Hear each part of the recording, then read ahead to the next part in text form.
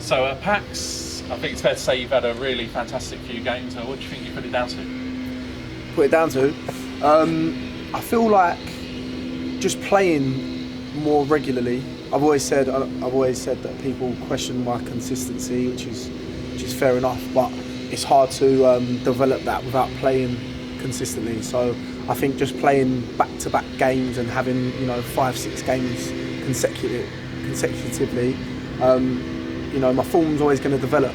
Like people talk about the ability and things like that and the potential, which is fine, but it's hard to do that when you play half hour and then you come back out for 3-4 weeks and you play half hour again. It's hard to develop any sort of consistency. So I think that's the biggest thing for me.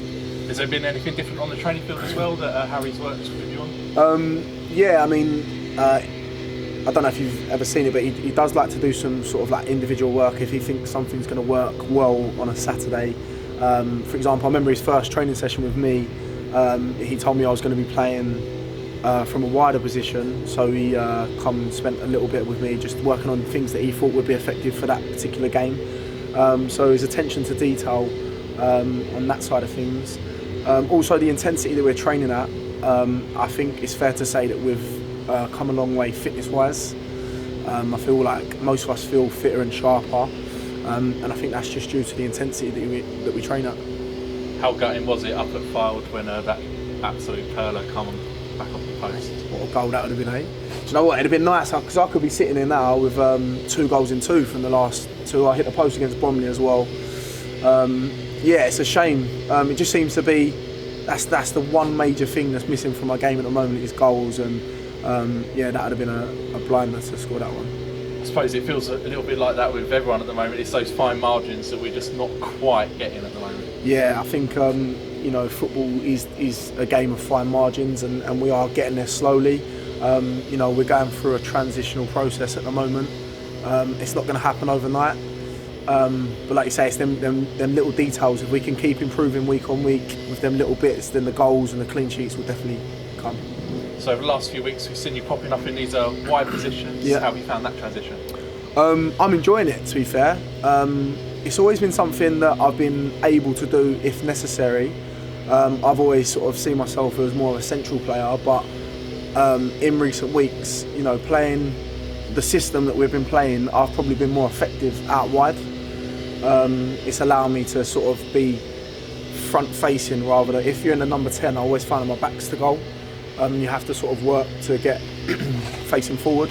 I'm enjoying it. It's something that I've done over the years if required. But if that's the role that the gaffer and Tristan see me playing, I'm happy to do that.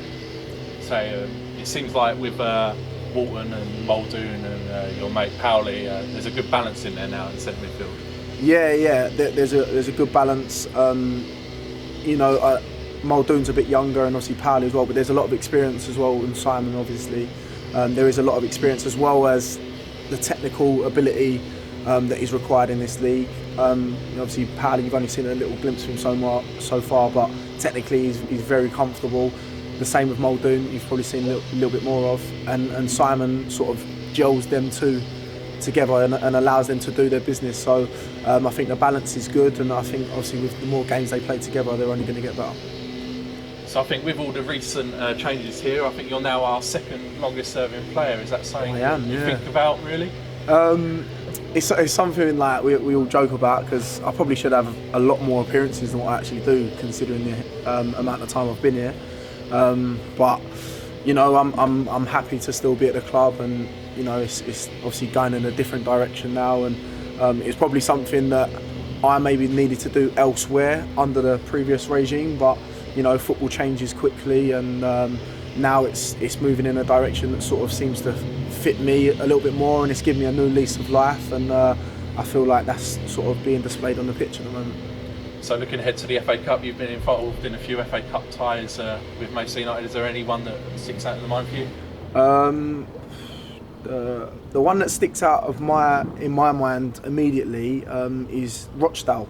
A couple years ago when we beat we drew 1-0 in the end, but I think we was 1-0 up until like the 90th minute, and then they scored a free kick, but that was the first round bubble, wasn't it? Yeah, so that was probably a good one for me. Obviously, the Stevenage one was a bit before me, and then last year we went to MK Dons, but I'd just come back from loan, I think. So I didn't start the game anyway. But so the big one for me so far was Rochdale. Obviously, we did get beat when we went back there, but it was nice to go up there with the replay and things like that.